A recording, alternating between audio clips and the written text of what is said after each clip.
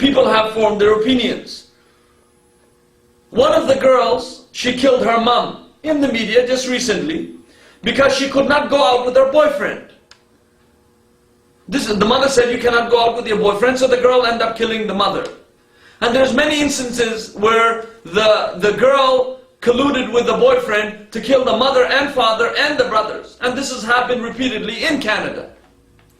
Secondly, so right here, we did not blame Christianity. We did not say, why did this girl do that? The headlines did not read, oh, Christian fundamentalists did that. She used to go to church. Oh, she chaffed at her mom's statement. Nothing like that. Nothing like that. She demoralized the ethics from a biblical perspective. Nothing whatsoever. Just this girl did that and the crime was done. So it was totally faked in terms of who that person really was internally. So they never dealt with the person's religion. They never dealt with their ethnic origin. They just dealt with the crime. When it came to Islam, they started dealing with right away the hijab, Islamic standards. Islam is the way of violence. Islam is the way of doing wrong things. This is exactly what they want to put in the minds of the people, and this is contrary to what Islam is all about. Secondly, in the second point, in this point, is Rajendra Singh Atwal, 49 years old. In 2005, he was found guilty for killing his 17-year-old daughter. How did he kill her? He stabbed her 17 times. She was 17 years old and he stabbed her 17 times and he killed her because she was having a relationship with a boyfriend at school. There was not one incident that they said, well, this is the Sikh religion. This is what the Sikhs are doing. These are the extremists. They wear the turban. It was because of the immodesty that she was doing. No, nothing of that. This man killed the girl and that was it. Just the name showed that he was from the Sikh religion because his name is Singh. So how far are we going to go to keep blaming Islam? National incidents of familial homicide. For obvious reasons, and this is the BC Institute Against Family Violence. This is the BC Institute Against Family Violence, a non-profit organization. For obvious reasons, the prevalence of homicide in families is least likely to be underestimated. Meaning to say that it's not out in the open. It is usually under the figure of what is supposed to be. Although these figures representing solved homicides may underestimate the number of children, disabled and other persons killed by family members, between 1979 and 1998 there were 12,767 victims of known homicide in Canada. Almost 40% of homicides were committed by an acquaintance of the victim. Another 12% by strangers. So only 12% by strangers. Incredibly, 1/3 of all homicides during the 10 years represented were perpetrated on and by family members.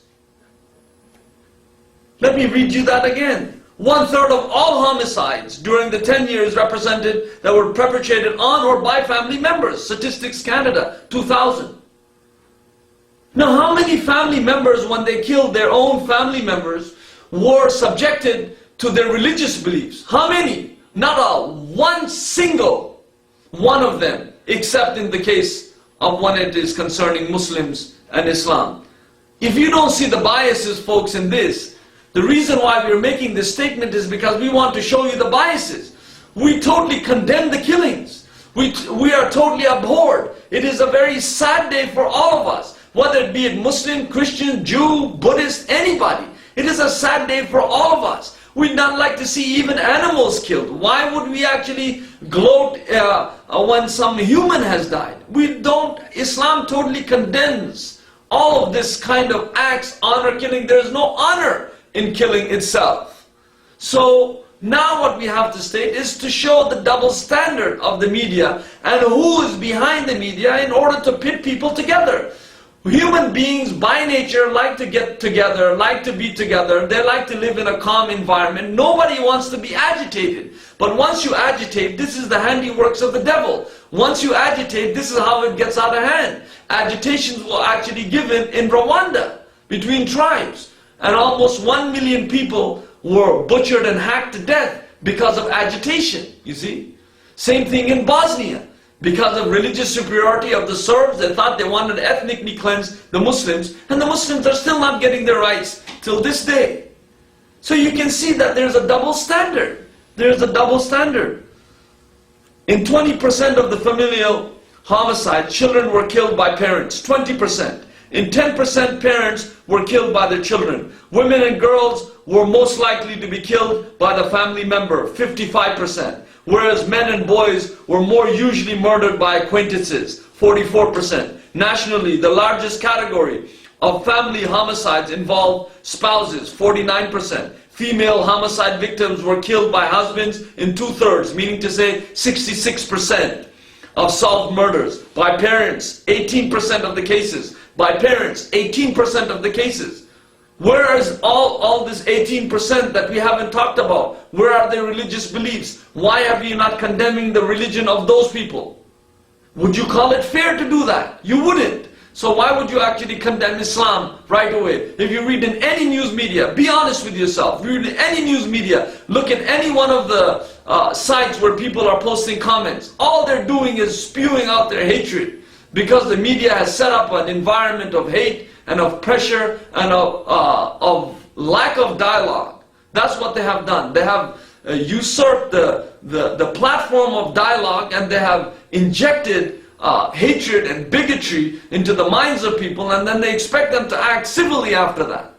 So we're not even upset with the people who post these ignorant comments. We are upset at the media. Why are you always harping on our backs? Get off of our backs. Men and boys, perpetrators of familial homicide, were parents, 28% of instances, wives, 26%, and extended family members, 20%. In over half of all spousal homicides from 1991 to 1997, there existed a reported history of domestic violence, because there was domestic violence reported. And how about the unreported?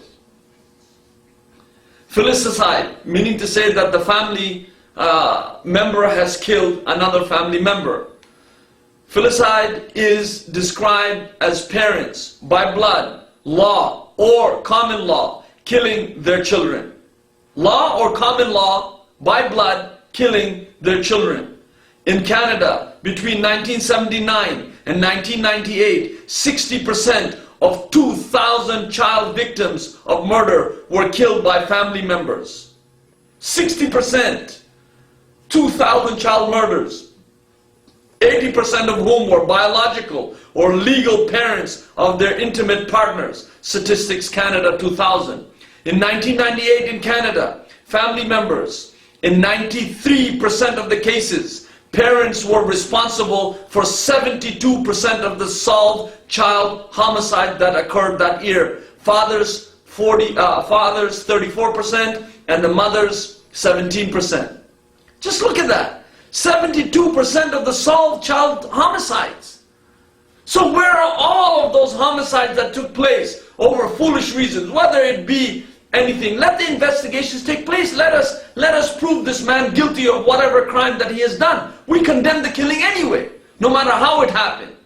But let us at least see what the investigation brings out. Maybe it was a fight over money. Maybe it was a fight over that she was running away from the house. Maybe it was something. Maybe something slipped. Maybe something happened. Why give benefit of the doubt to all those hundreds and hundreds of people? And in terms of, because his name is Muhammad, and her name is Aqsa, may Allah have mercy on her, that now we have made a decision that Islam is the culprit in this. How biased are you going to get? When are you going to leave your biasness? We're in the 2000 era, are we not? 2008 we're going to go into. And we keep saying that we have built a civilization. We have built a civilization on what? At least not on human understanding. Civilization is not built on just buildings alone. Has to take art, has to take culture, has to take dialogue, language, rhetoric, all of those things. Plus a plethora of other items that build a civilization. Not edifices that are popping up all over the place and human beings are losing their civility, because civilization comes because you become civil. We have become uncivil. People are beating up seniors in their houses, 80-year-old woman being punched to death. Why? Because they could steal $15 from her pocket.